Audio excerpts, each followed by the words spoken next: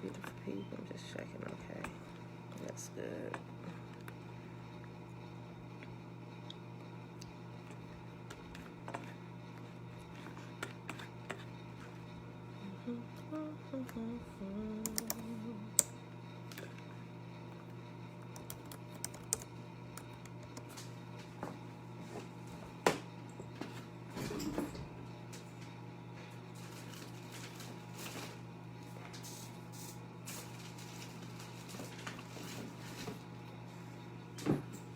Good day, beautiful people. My pen.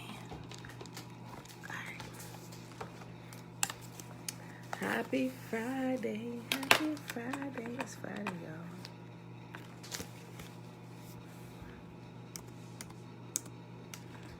Bring it up.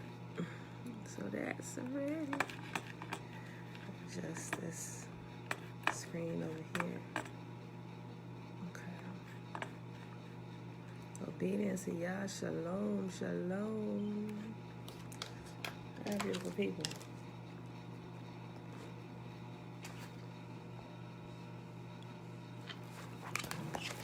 Y'all, it's Friday. Today we're watching for the new moon, y'all. Watch for the new moon today, so be aware if you were not already. Today it is Friday, November the 5th, 2021, day 294 of year 3. Of reading through the books of the law and the prophets, and of the 3-year consecutive day count, day 962. Y'all reading Psalm, what's that? What I put up here? 71. And we'll read through 76. And then we're going to pick up where we left off at in Shakespeare's Secret Messiah on page 141. All right, y'all.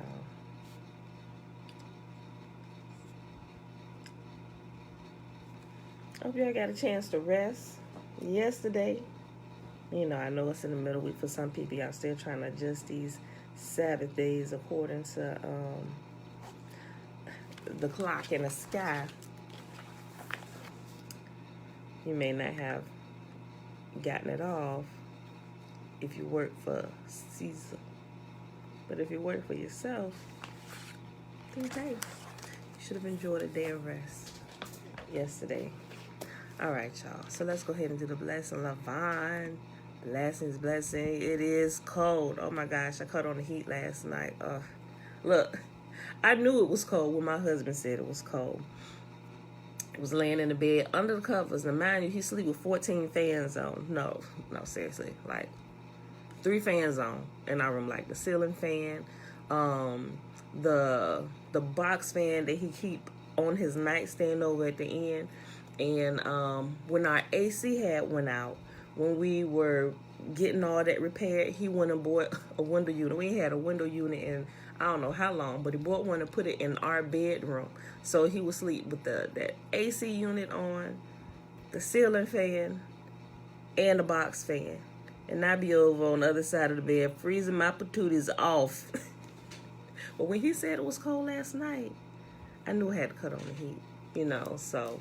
But when he says cold, it's cold. And he don't get cold easily. So, all right, y'all. Let's go ahead and do the Shema.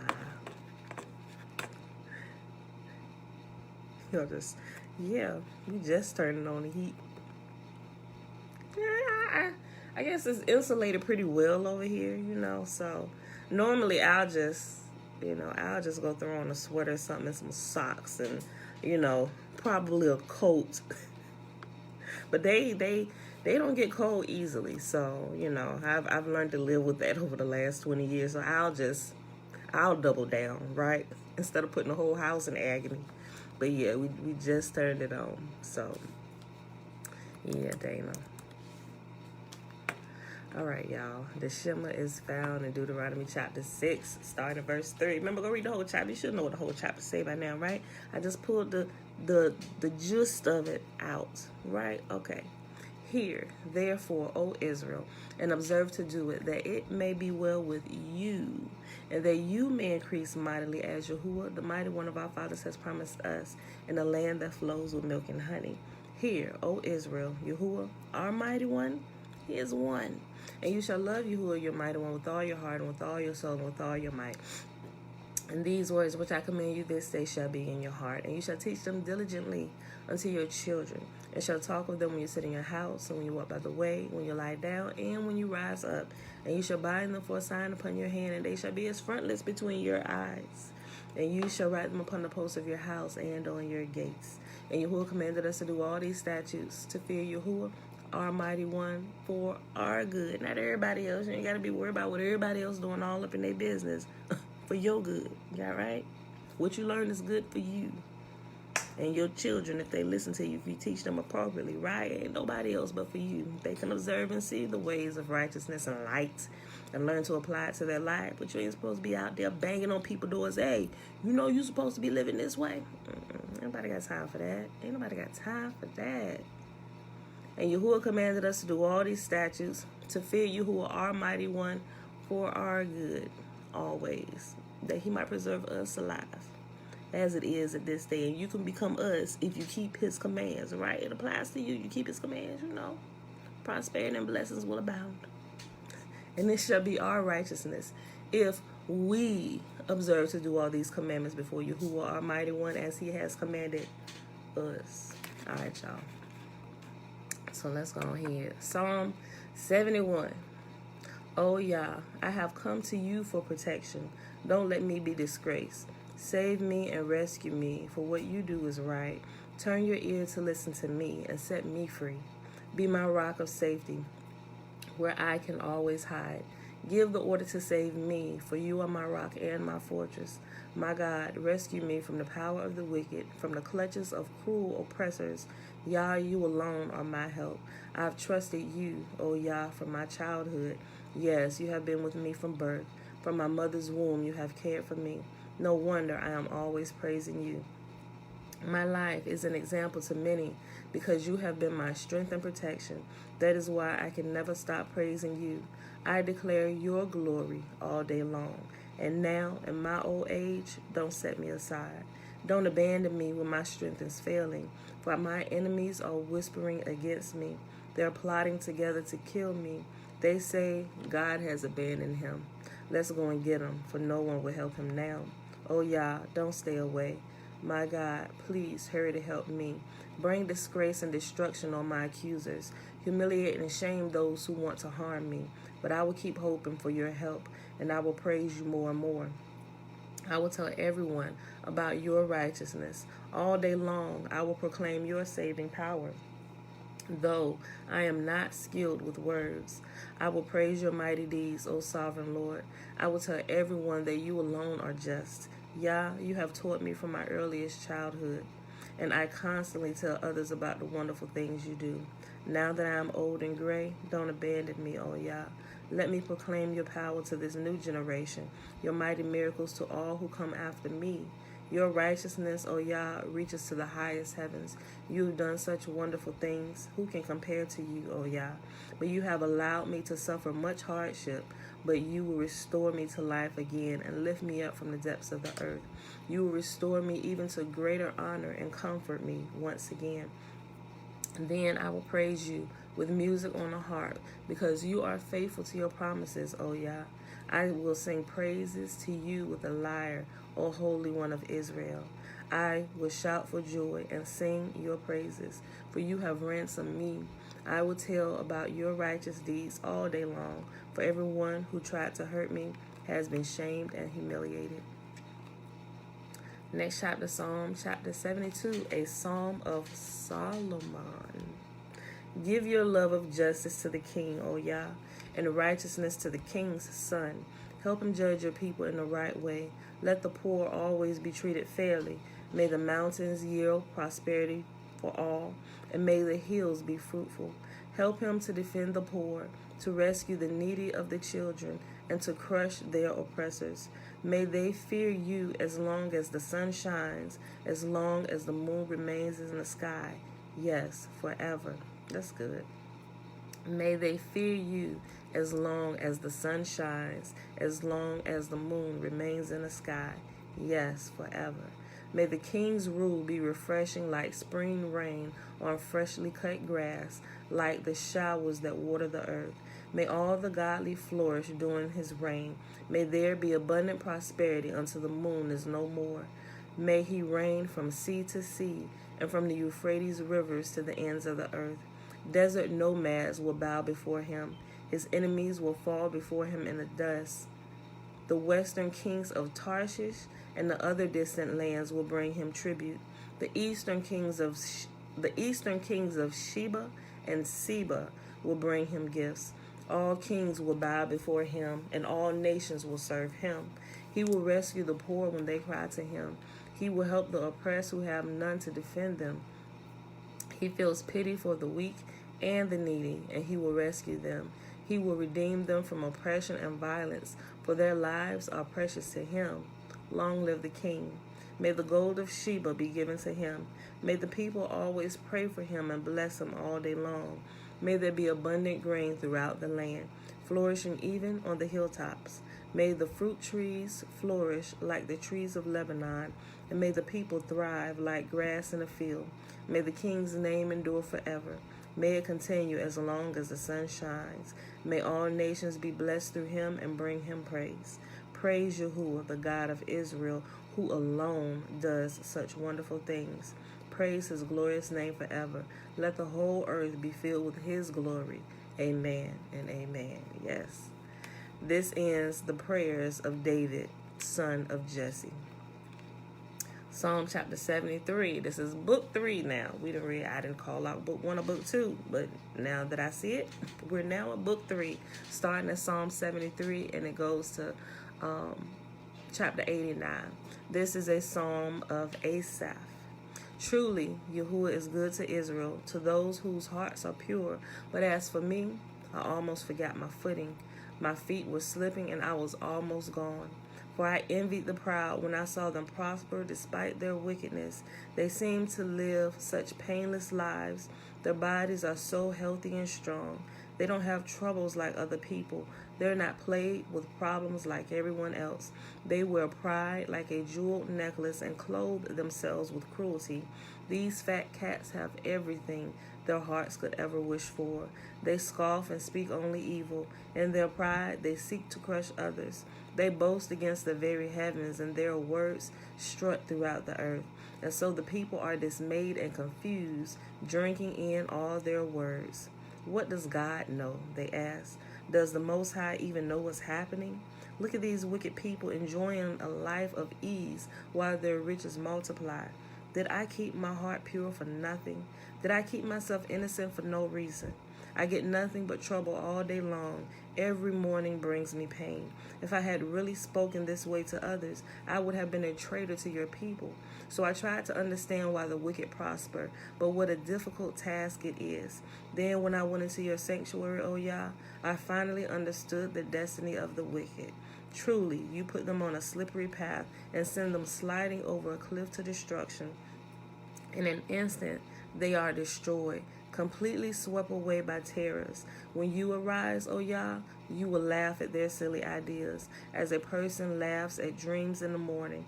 Then I realized that my heart was bitter, and I was all torn up inside. I was so foolish and arrogant. I must have seemed like a senseless animal to you. Yet I still belong to you. You hold my right hand. You guide me with your counsel, leading me to a glorious destiny. Whom have I in heaven but you? I desire you more than anything on the earth. My health may fail, and my spirit may grow weak, but Yahuwah remains the strength of my heart. He is mine forever. Oh my gosh, I almost started crying. Oh, that's so good. That's so good. I love the book of Psalms. So, let me pull myself together. Pam, pull yourself together, girl. Woo. Those who desert him will perish, for you destroy those who abandon you. But as for me, how good it is to be near Yah. I have made the sovereign Lord my shelter, and I will tell everyone about the wonderful things you do. Y'all, that's so good. That's so good. That is so good. Listen, I want to, where we at? I'm going to what? Psalm 76, what's this, 73? Let me tell y'all this quick story before I read the next couple chapters, right? Okay. So up in here, me and my husband was talking about this yesterday, right? This is talking about how the wicked prosper, and it seemed like the righteous we doing what's right. The wicked seem to always be prospering, and But now, as we're a little bit older, we kind of understand why, right? We kind of understand why. Okay, so let me start with this little story. So yesterday, there was this article that was posted. Some of y'all may have seen it. I forgot exactly where he was reading it from. It could have been an article. It could have popped up on Facebook. I don't remember where, but he said, babe, listen to this. He was reading it to me. So this woman, this 60-year-old woman, race really doesn't matter, but a 60-year-old Caucasian woman, they said it in the story, right? A 60-year-old Caucasian woman was facing pretty much, what was she? I forgot what she was facing. She was about to do some hard prison time, right? She was about, I'm going to get the article. Hold on. Let me get the article. Is that my husband? Babe. Oh, yeah. Okay, remember the article you was reading to me yesterday? What about the woman defrauding her husband? Man, over $600,000. Yeah. Where did you read that article from? I think it was Baller Alert. I think it was Baller Alert? I think it was something like that. Okay, so we'll try to find an article today. Okay, so this woman had been married to this man, mind you. Now, okay, so this man was retired, right? Because, he was retired because he was getting a pension check, he was getting Social Security, and he was getting the workers' compensation. It was 3 things or 4 things he was getting. It was only 3. Okay, those 3 things he was getting, right? His retirement pension, Social Security, and workers' compensation. And all, how old was he? She was 60. 70. He was 70. That's right. He was 70 years old, right? So those 3 things he was getting. And his 60-year-old wife, right? What did they say was about to happen to her? Huh? What did they say that was about to happen to her? What do you mean happen? To her, when she got in trouble. I didn't explain the whole story. I'm trying to remember what happened to her. Wasn't she facing prison time? Oh, yeah. Oh, okay. Yeah. Do you remember? The feds got a hold to her. Right, okay. How did they say how many years she was facing? Nah, she didn't say none of that yet. But okay. what happened was she... Okay, listen to my husband. She messed around and tried to make the man feel like he had Alzheimer's. What she did was, man, crazy. She lied to him and told him he can never go back into the bank because he acted a fool in the bank the time before, and he believed it. Right. So something was going on with him, made him think he had Alzheimer's. And yes, Dana, made him think he had Alzheimer's and stole his money. Right. So yeah, she said this. She put this barrier up so he wouldn't go into the bank. So he had depleted over $600,000. I thought it was more than $600,000. $600,000, right? In the course of it was so many years. Okay. It just happened. Yeah. She depleted. So she was making her husband think he was crazy for some years, right? Keeping him out the bank. Now, look, based on my experience with my husband, right? If you have a husband that trusts you and they let you handle the money, they ain't really gonna think nothing wrong, right? You read it? Okay, Dana, you read? She said, yeah, $600K. Okay. No, I'm joking. Go ahead. Now, I may go spend some stuff and you like, babe, why don't you come tell me about that first? But I ain't doing no craziness like this. I know you ain't gonna do that. I like my life. So she made this man think he was crazy pretty much. He made him think he had Alzheimer's. And which kept him from going into the bank to check on her. I'm like, bro, okay, you 70 years ago. You probably from the old school. You ain't with the apps and stuff. So I'd be like, look, because my husband asked me in a second. Look, he asked me so much. I started sweating under my arms like, babe, what's the bank login? I'm like, oh, shoot, did I do something? Did I spend something? He's in here. He'll go in and he'll check the business accounts. I mean, and he should. He really should. Husband, wife, y'all really should be checking y'all stuff. But the way he asked me, keep me like, oh, shoot, wait a minute. Did I spend something? Did I do something out of turn? Did I make a purchase that I didn't tell him about? Like, seriously.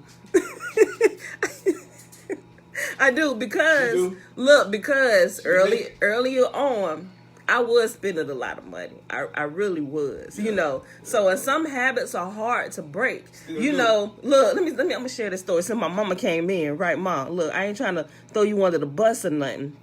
Daddy ain't here. Y'all bless his soul. But listen, I kind of. I'm gonna just go ahead. Look, I'm gonna go ahead. And my husband said, "You at the altar." I'm gonna go ahead and confess my sins to the brethren, right? So I'm gonna say I learned this. I ain't trying to throw you under the bus, Mom, but I did kind of learn this from you, right? Okay, look, Devon doesn't log into our accounts. He must really trust you. Devon must really trust you, Dana. Keep up the good work, and if you slipping, you better go ahead and correct your mistakes now, sister. Look, no. So, when I was younger, I used to, y'all know fingerhood, right? Look, I know my mom over here laughing. She probably know what I'm about to say. Because I found myself doing the same thing, right? So. Yeah, you do the same thing. The Amazon know your name. The delivery drivers know your name. So, yeah, you know. You do the same thing. Look, and okay. the UPS man know your name. I'm at the altar. Oh. I'm confessing my sin to the Well, brethren. you can bring them up here so they can confess their sins with you. Because they be in cahoots. The blue and the green. Miss Murphy, where you want us to hide these packages if we don't see your vehicle here? Look, oh my gosh, look, so I'm going to get back to the story about this woman, but it made me really think about this, right? We was talking about, you know, why the wicked get away with stuff, right? Look, so we used to get deliveries to our house, and my mom was like a member of Fingerhood, and she used to be ordering stuff, right? So, but I couldn't quite understand when I was young, and I never really asked her, why when a delivery man show up, it's like, you know, she'll be waiting for the box or whatever, or remember, or when she go to the, oh, shoot, or if she not to pay him, get that package, go take it in my bedroom, open up the closet, move my clothes, put it all the way to the back, push my clothes back, right? And I'm just like, okay, you know, being a child, and I'm thinking, okay, maybe, you know, I really wasn't thinking. I'm like, okay, mama said go do it, I'm gonna go do it. Go on about my business, right?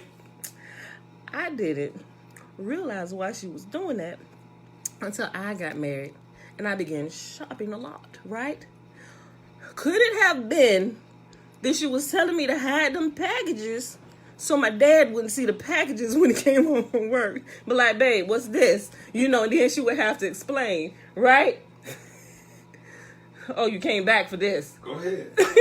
Preach. Look, so, hold on. Dana said he'd be like, where my bonus money, though? I'm like, bro, it's gone.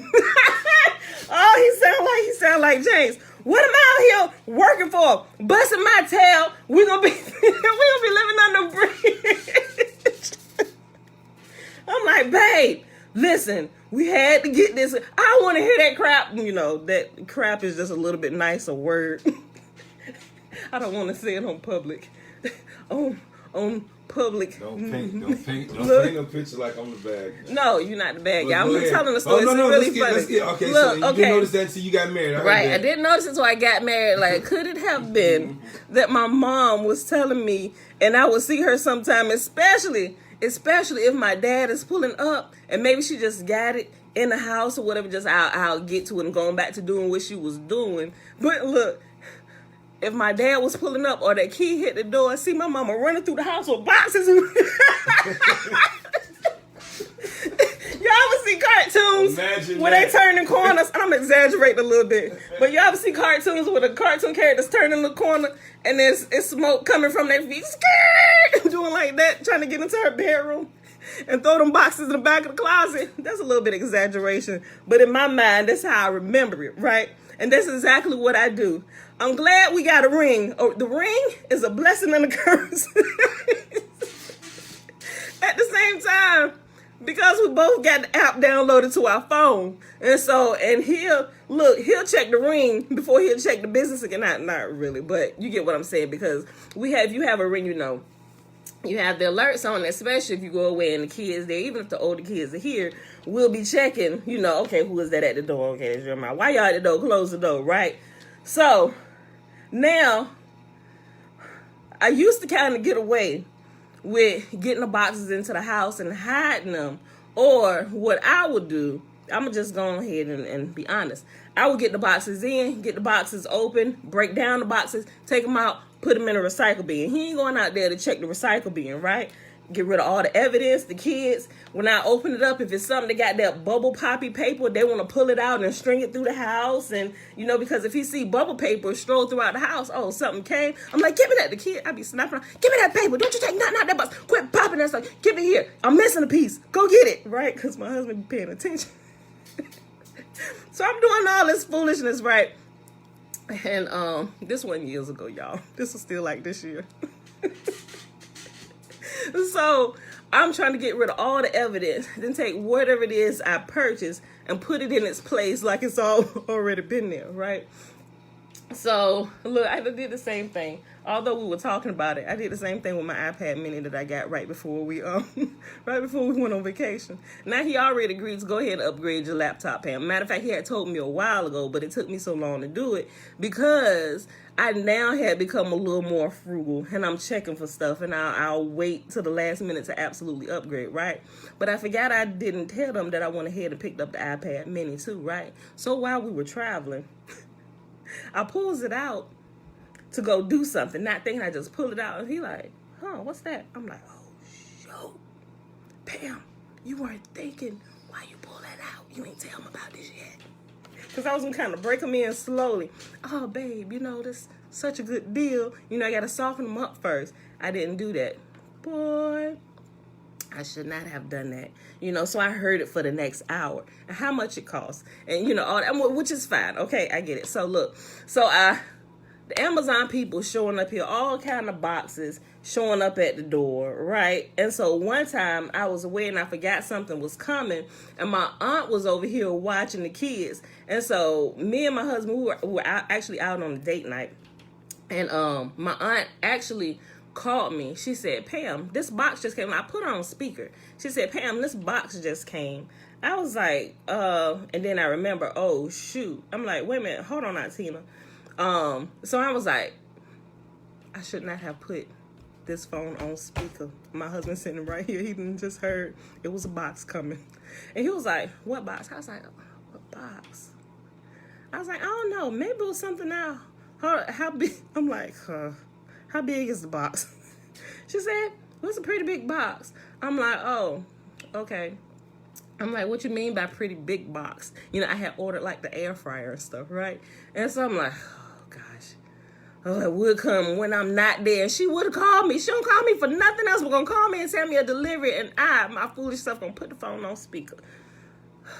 I'm thinking, because my aunt is here babysitting the kids, something might be wrong, right? And instead of me repeating it to my husband, I just puts it on speaker, right? She didn't know about some of my shenanigans, right? Not knowing that, hey, if a box come, go take it up to my bedroom, put it in my closet. Make sure you move the clothes to the side, stick it all the way in the back, and then you let me know, whisper in my ear or pull me to the side when my husband is not around and let me know that there's a box that came for you. It's in your room, in the back of your closet. But before I put it back there, I had to move all your clothes to the side just to get it all the way in the back, right? They know the rundown.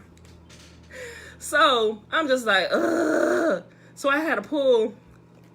I stopped doing this, y'all, right? Because can't get away with it now. Not that I would still try to. I've learned, babe, look, think about doing this. And it wasn't like crazy stuff. It's just like small things. Dana, what? He said, look, you got to let him get something he likes often. Then he'll leave you alone. Laugh out loud when he asks questions about Amazon. I say, you get ammo every week. Dana said, look, you get ammo every week, don't you? Convo over. That is hilarious. Trina, yes, just like my mama used to do. Girl, and don't let Amazon be pulling up the same time he pulling up. I darn near about pass out, don't know what to do. I'm like, I ain't had a chance to tell him about this yet. Oh my gosh, right? And so a lot of times I like to tell him about stuff, especially if it's like a huge kitchen appliance. I like to cook a meal because I got to pull my story. I like to cook a meal. Oh, don't it taste good? You ain't fried in grease. No, babe, I ain't fried in grease. It's so much healthy. Oh, hey, this is good. You know what I cooked it in? What? This air fryer, right? See, everybody don't be knowing how I'm putting a story together to present it to my husband to let him know we really need this, right? So, y'all, I'm getting better about this sometimes because I'm really getting better about this. So the Amazon people don't know. They just showing up, tossing all these boxes on the porch, and I'm getting mad like, don't you see I have a ring? My husband's truck is gone. Y'all, he gonna be checking around. I'm mad at the Amazon delivery people because they delivering the packages that I ordered that I'm about to try and hide in the back of my closet behind the clothes from my husband before he get home. So when I know they come and look, y'all, if y'all getting deliveries, y'all know they got the app. So to let you know, your delivery person is about 10 stops away. So now I'm 10 stops away. Okay, so it's about 20 minutes depending on where they're going. They got little small boxes. They're going to be here in about 7 to 10 minutes, right? So I'll go out there. I'm going to go stand on the porch and just go out there like I'm scrolling or something. And I'll just casually stand in front of the ring, right? So I'm covering it up. So I'm the one that already sets it off. And I stand in front of it with my back to it and everything. And then so I'm like, hey, what's going on with the ring? I looked at it. Oh, man, I'm standing on the porch. I was out here talking to Alicia. I'm sorry, my bad. I'm covering up. I'm like, crap. I'm like, Amazon, hurry up. Right? So sometimes if you start the recording, if you go into it live and you start the recording first, but then I see them come around the corner, I can stop the recording, let it process, like do something. Oh, I be trying to calculate when do we need to charge this ring, because all the deliveries need to come when the ring is taken down so we can charge it, right? All these things going through my mind, trying to get packages in the house. I'm like, you know what, Pam, this is terrible. That would be kind of deceitful, but not necessarily deceitful in my mind, because it's things we need for the house. Babe, oh, I got this for the office. I need to put this in there because I'm redecorating this over here, and that's what's coming from Amazon, right? I like to let him, sometimes people don't necessarily know what you're about to make when they just see the raw ingredients, right? So Amazon showing up with the boxes is kind of like the raw ingredients. I want to take the ingredients and bake the cake so you can taste the cake first. So you won't be so, how many eggs did you use in this cake? You know, I'm trying to present a whole story here. So enough of my shenanigans, Mom. You know, I had to repent of many sins for watching you run hide stuff in the closet because I find myself doing the same thing. Father, forgive me. So I'll confess my sins to the church, to the brethren, to the sister, right? Look, so back to this woman. Now, what she did was way more devious than what I did trying to hide boxes, Amazon boxes and stuff from my husband, right? But it wasn't selfish things. It's things for the house and maybe things for the office that I'm taking, you know, right? It's for us, not just me. It's for us, right? Listen, this woman, we're a product of our environment. Aren't we dating her? Let me stop, Mom. I love you, right? Look, so this woman, like my husband said, the feds got a hold of her. She defrauded her husband, her 70-year-old husband. She's 10 years younger. She defrauded her husband out of over $600,000 over the years and kept him from going to the bank to check on his stuff by making him think he was crazy or he had Alzheimer's and he forget things, and he believed it, right? I mean, how can somebody living outside of your body, like, I mean, I've seen movies and different Jedi mind tricks and studies where it was a whole movie, I forget the name of the movie, where they literally trick people that certain things in their lives didn't really happen. They went as far, it's like a whole experiment, and it drove some people crazy, right? And there's one I remember really clearly.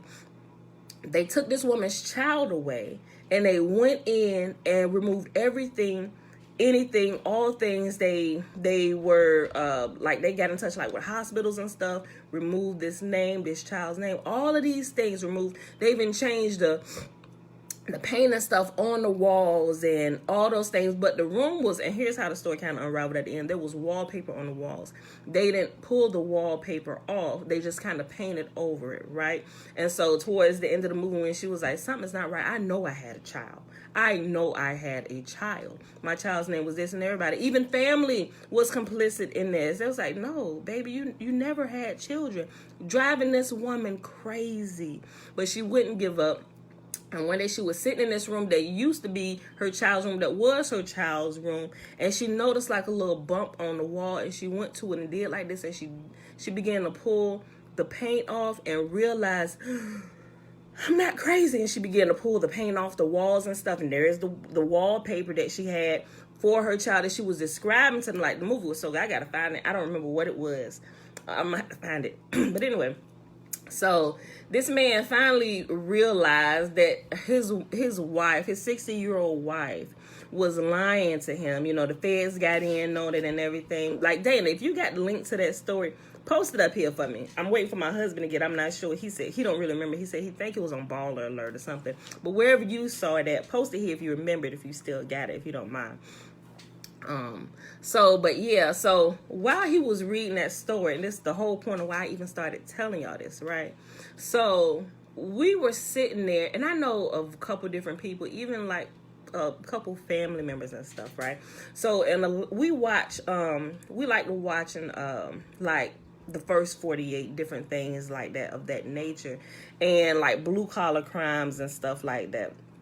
And so it always baffles me, right? Because we're business owners and we literally have to create our own wealth, and that we're almost 20 years in, about 17 years with our business, right? And so all the struggles and the hardships and the school of hard knocks, things that we had to learn on our own, it's like we look at people and they sit here and they do conniving things, and they have the willpower and the mind. Thank you, Dana. Thank you. They have the willpower and the mind to sit here and think about these elaborate crimes and schemes to defraud people. Even people defrauding people, taking their life savings. Oh, we got this investment. We're going to get you this much return and stuff. Like, you have the wherewithal to sit and think all these details through. And you have people that believe you. Like, you put together programs on paper, website, and everything. Like, did it once occur to you that you could have possibly taken this time and created a legit business and been even more successful without the thoughts or anything haunting you that you may get caught and pull federal time behind a scheme, defrauding people of their money to where you can create a service or something people really want and need, and they will come seeking you out? And that's just what baffles me. And so I was like, this woman, all these years, defrauding her own husband, could have built something amazing with him, right? Instead of siphoning all that money from his account. This man loved her because she was handling the finances. Ain't really think nothing about it. You know, they could have built something over the years. 600,000 may sound like a lot to some people, but I'm like, that's what we made like our second year in business. That's like, it really ain't no money for real, but it is a big chunk of money to people that don't normally deal with money all the time.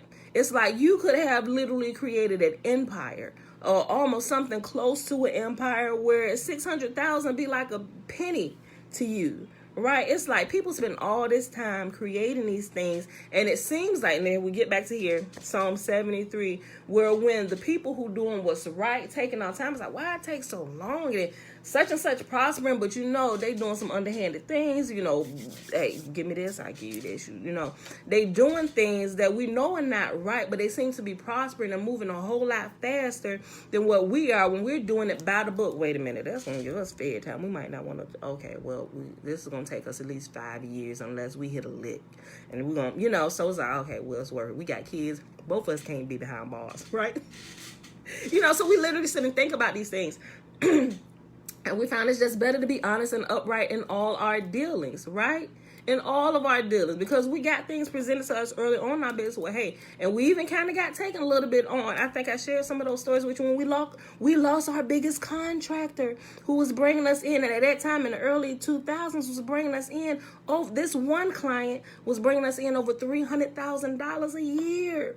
We lost them because somebody who works in the inside became real buddy with my husband. Hey, look, I can get you this project. You just throw me this, you know, and when you get paid, just throw me this, and we'll just do the project. So I was like, oh, that don't really sound right. I don't know, babe. Babe, look, this is apparently this is how to say. I don't know. I said, this seems wrong to me. That is wrong. That's like coercion, collusion, whatever you want to. That don't, you know, and got away with it for about 3 years. Now, we had a lot of projects. He was throwing us projects because he was getting a cut. We quote on the project $10,000. We cut him $1,000. I'm like, and every time I wrote the check, I'm like, oh, Father, what can I say? Yeah. I was like, this is wrong. You know, so I'm stroking the checks. I'm like, and every time I was like, babe, we got to stop this sooner before later. You know, he was like, Pam, then it became a point where he just like, he would get mad at me when I would say something about it. I'm just like, Father. At that time, Jesus, take the wheel. Right? But now it's like, excuse me, sir, get out my car. I'm going to drive my own car. No, Father. Look, no, seriously. So, but what happened was, even on like thieves with taking furniture to like the dump, they give you, if it's scrap, whatever, they give you a kickback from it. So doing business and taking old furniture and equipment out there, money from the dump wasn't like little small change. Like you see some people scrapping on the side of the road, they get a couple $100. We was getting a few thousand every time going to the scrap yard. Now that money should have been reported back to the main company, and everything is accounted for, but they weren't doing it. They said, oh, everything was trash. Everything was trash. Yep. You know, here's a receipt for it. I'm like, Father. And then I had a dream. I shared this. I'm gonna get back to, I know I kind of went off a little bit, but all this ties together. I had a dream. I said, babe, I had a dream. Just not even get into the details of the dream. I said, I had a dream, such and such, got caught, and he ratted everybody out. I said, and we were one of the ones, and we lost this contract. Girl, and I'm like, by this time you don't realize my dreams are, we should take heed to them. Then listen, about 2 weeks later, here come my husband in the house. Looked like his best friend had died. You should have seen all the life and blood drained from his face. And then he had to tell me that our main company, that day he had just gotten home, they had cut us from being a contractor with them because of this. And literally what he said played out just like my dream, like I saw in my dream. And what could I say? I mean, I could have went off. I could have snapped. I really could have. Company bringing us in $300,000, over $300,000. I really could have, right? But I'm like, you know what? We here now. I'm just like, in my head, I'm cursing him out. Up, down, left, right. I probably made up curse words because I'm like, this is our family's livelihood. This is how we've been surviving, taking it. Not just us, but our employees too, right? I just, like a good sweet wife, went over, put my hand on his shoulder, thinking to myself, Pam, do not raise your hands up around his neck. Do not raise your hands up around his neck. So I'm rubbing his back. Babe, it's going to be okay.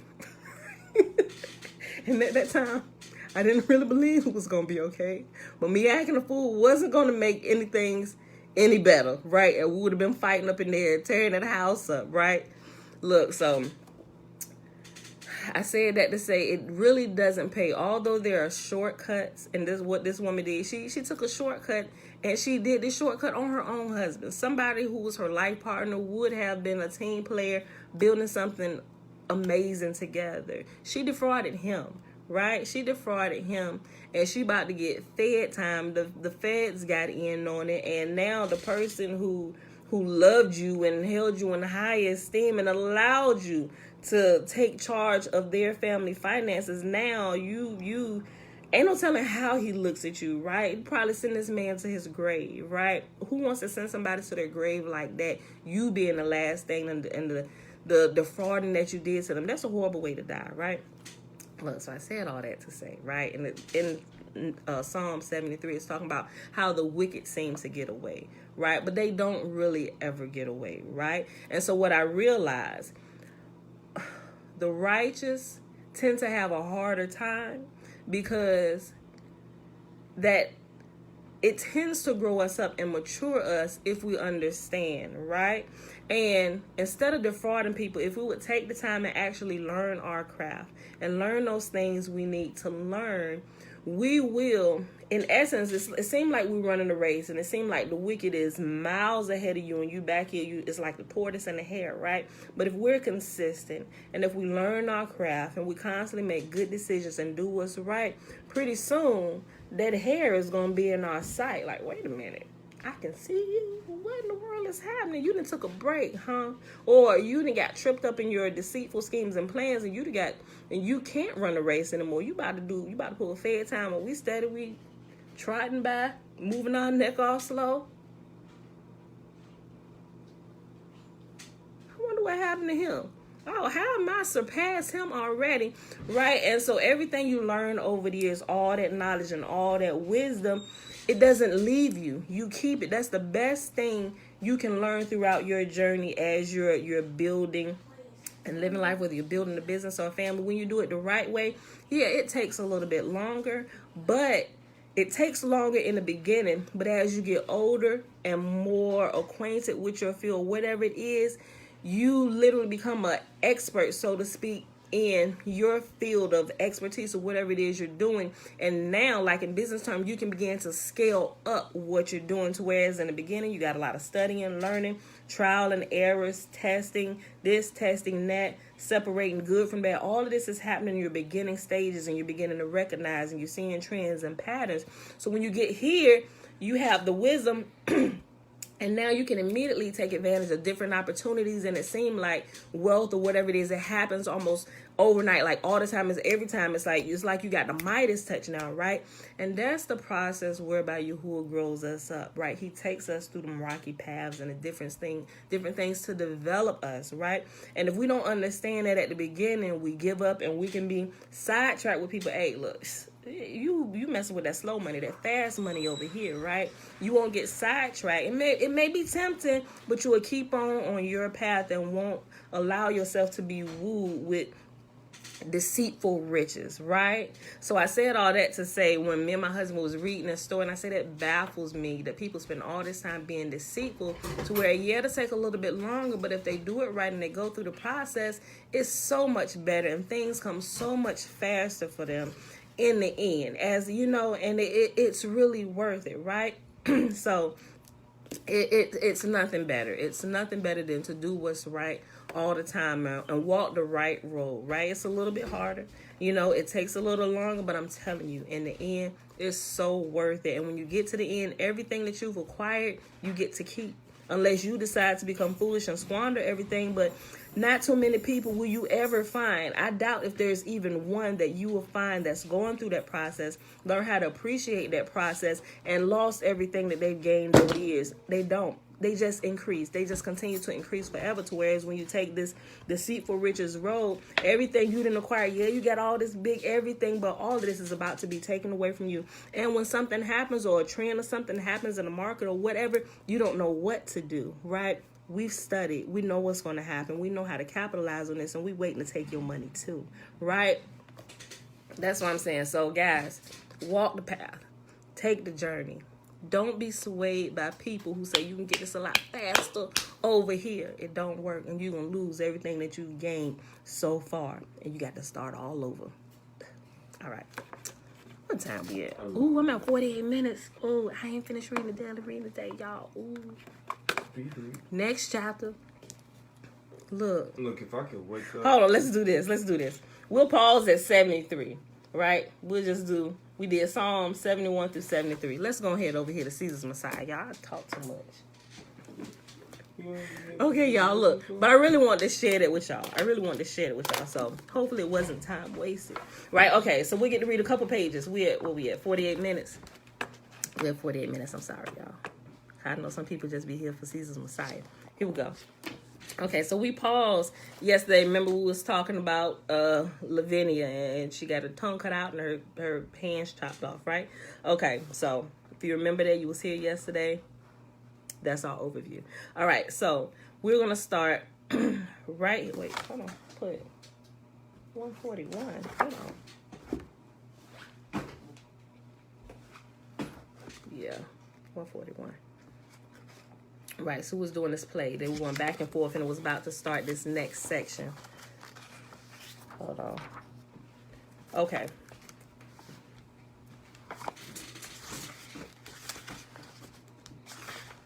No, I'm sorry, y'all. 141 is the beginning of chapter 4. I'm sorry. I did that. Hold on. Oh, that's why I thought that. Y'all, I'm sorry. Okay.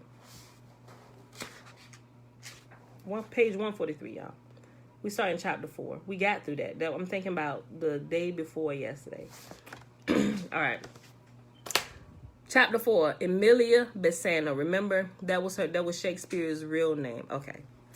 Though Emilia Besanna has escaped the scrutiny of scholars looking for the author of the Shakespearean literature, simply describing her life shows that she is a logical candidate. She was a poet active during the period in which the plays were written, and was the mistress of Lord Hudson, who was the sponsor of the Lord Chamberlain's Men, the theatrical company that Shakespeare purportedly owned a share of and that put on many of the plays. Her family was multilingual, and she came from the area of Italy that was the setting for many of Shakespeare's plays. She had attended the royal court and was thus familiar with the aristocratic mind and language. She had also been exposed to the arcane jargons used in the sport of hawking and the British military that found their way into the plays. And as a woman from a family of Jewish heritage, she would have shared an interest in Judaism with the author of the Shakespearean plays, not a common thing in England during this era. Emilia was the first woman to have ever registered an original poem in England, and is believed by many scholars to have been the dark lady described in Shakespeare's sonnets. In addition to her many surface qualifications, however, she also possessed a true key to creating the Shakespearean literature and understanding of the satirical system within the Gospels. Excuse me, I need to take a sip of this water. Okay.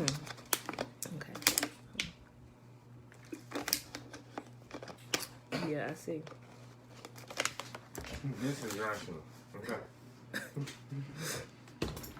To digress, some confusion has arisen over who actually made the discovery that Emilia Besanna was the author of the Shakespearean plays, and that they are typological reversals of the Flavian's comic perspective in the New Testament.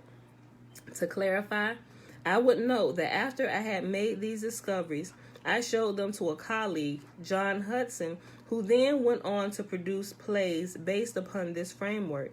Hudson has subsequently published a book on this topic, and we discussed these matters in an interview taped by Rodef Emmett on 6/20/2008.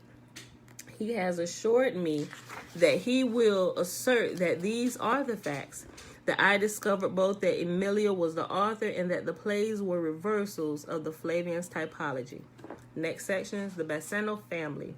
Emilia Besanna came from a family of Sephardic Jews of Moroccan ancestry that had moved to London from Venice in the middle of the 16th century after being hired by Henry VIII as court musicians.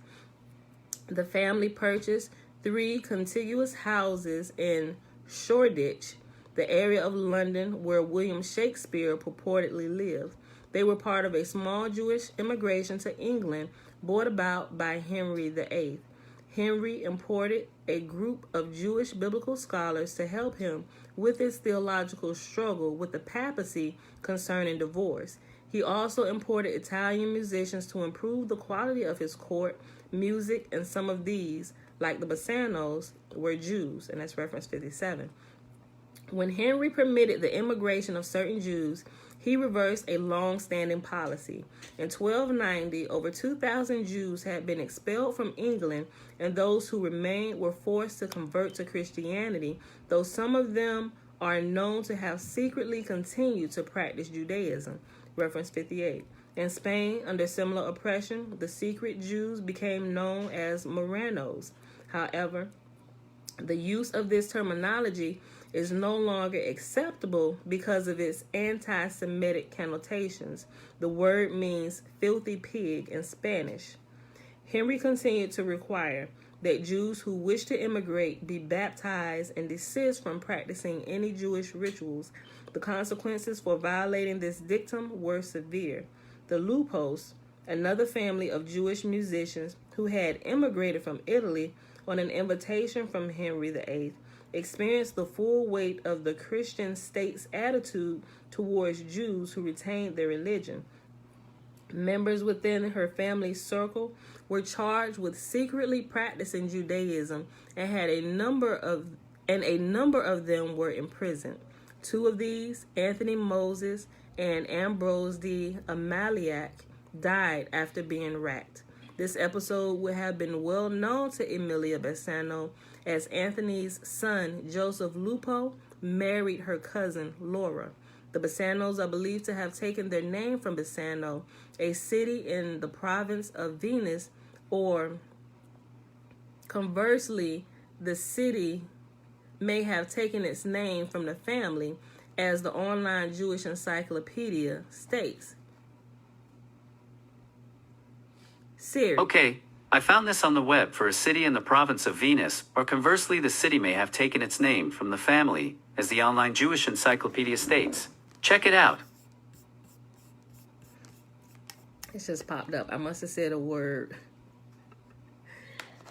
And I thought I was asking it something. I wasn't. Quote, let's see, as the online Jewish encyclopedia explains, quote, city and province of Venus, Italy. Here's all the surrounding places.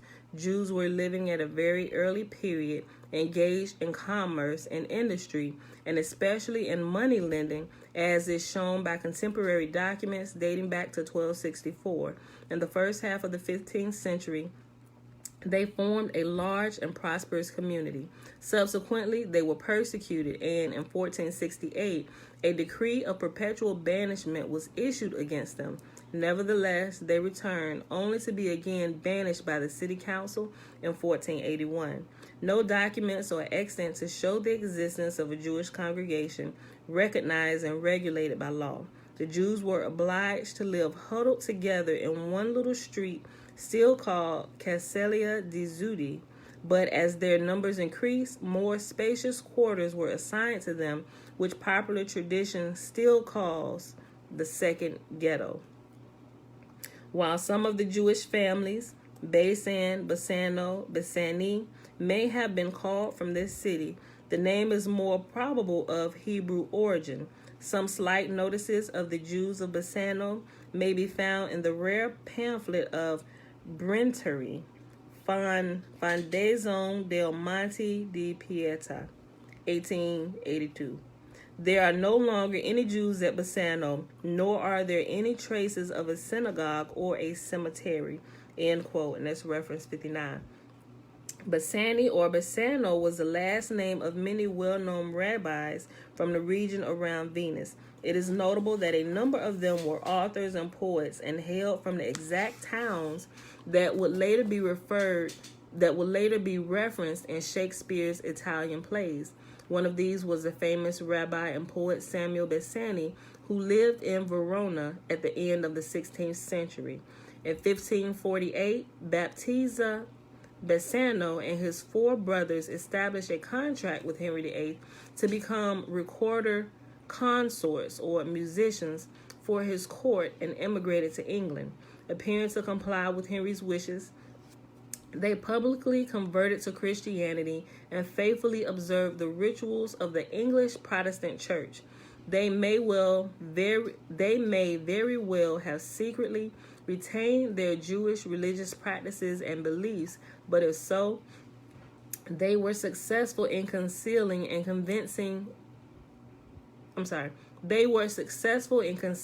any convincing evidence of that fact from the authorities and from history. Emilia Besanna was born in London to Margaret Johnson, and Baptista was generally acknowledged as Johnson's domestic partner and the father of the child. In his will, Baptista referred to Margaret as "my reputed wife," a hedged statement that might conceivably have been related to religious differences. However, Margaret's will clearly identified Baptista as her husband.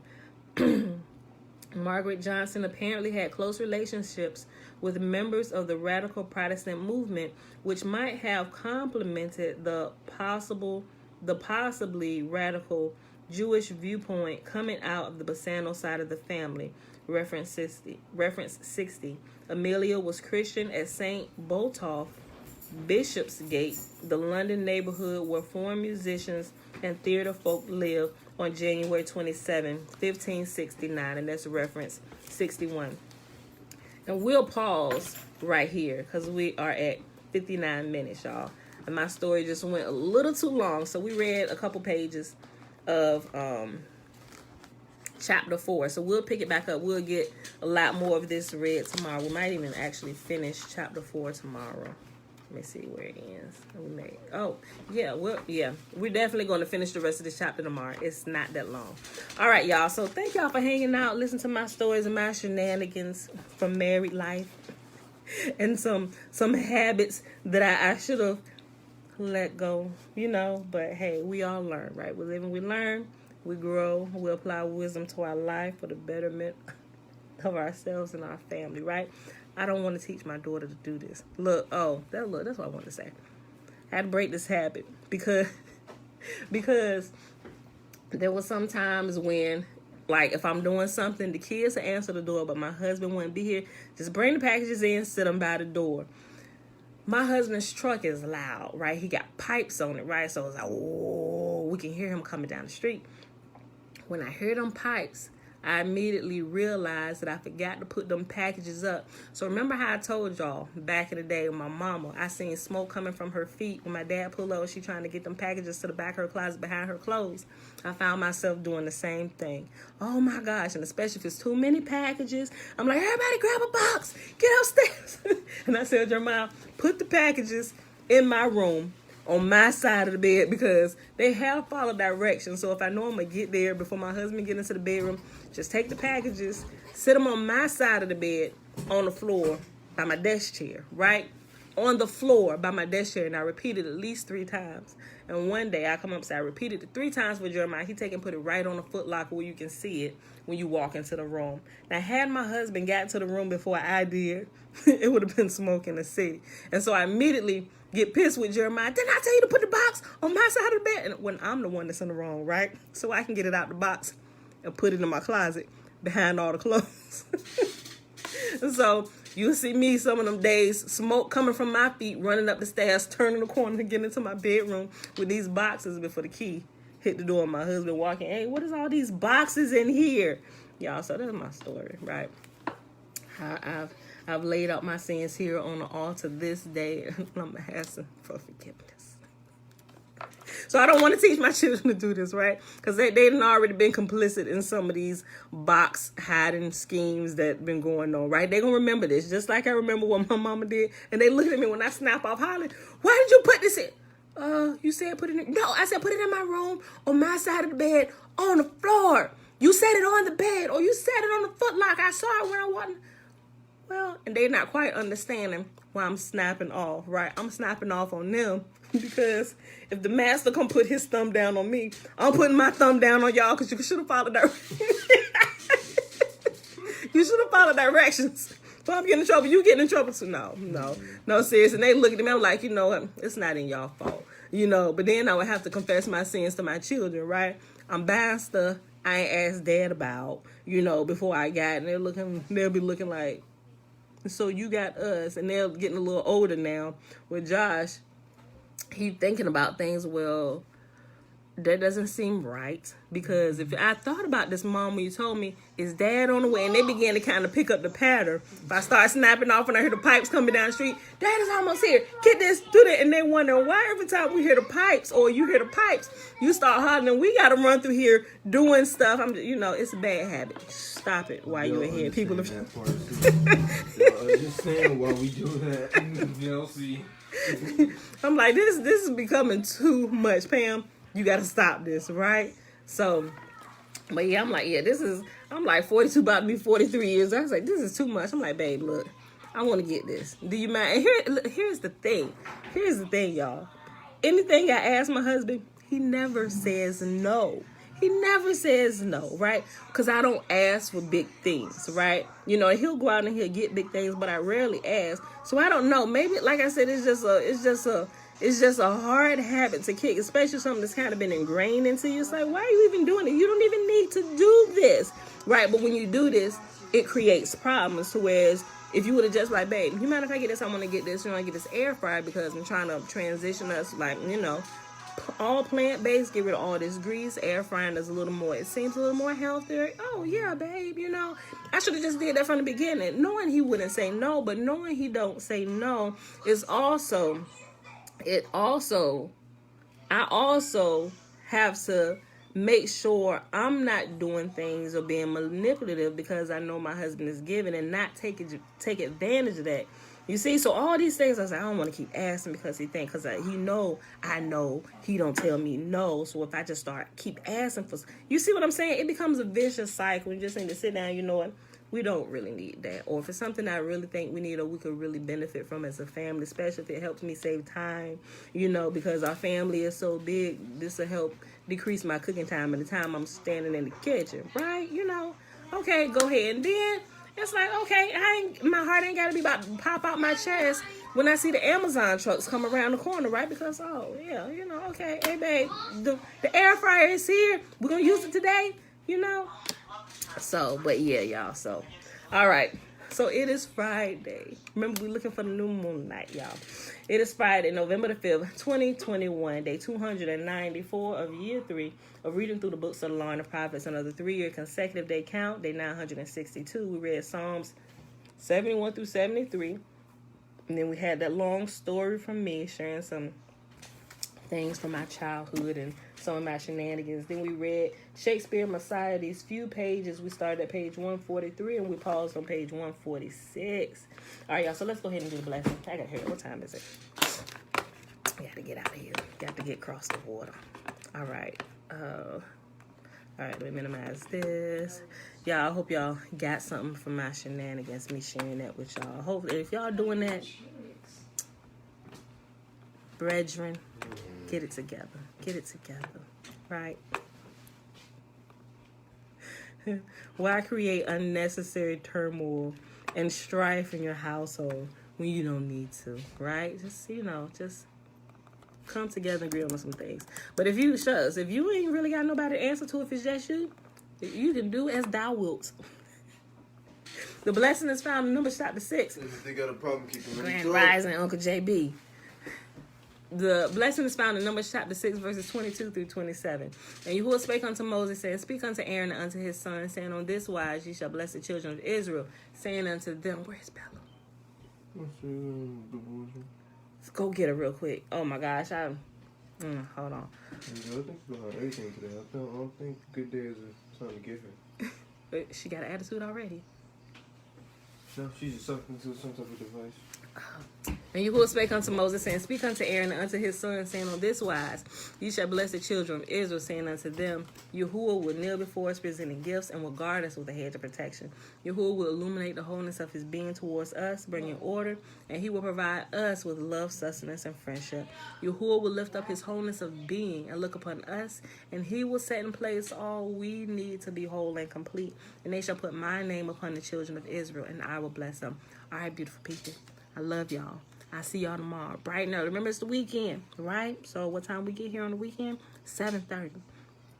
See you tomorrow. 7:30 a.m. Eastern Standard Time.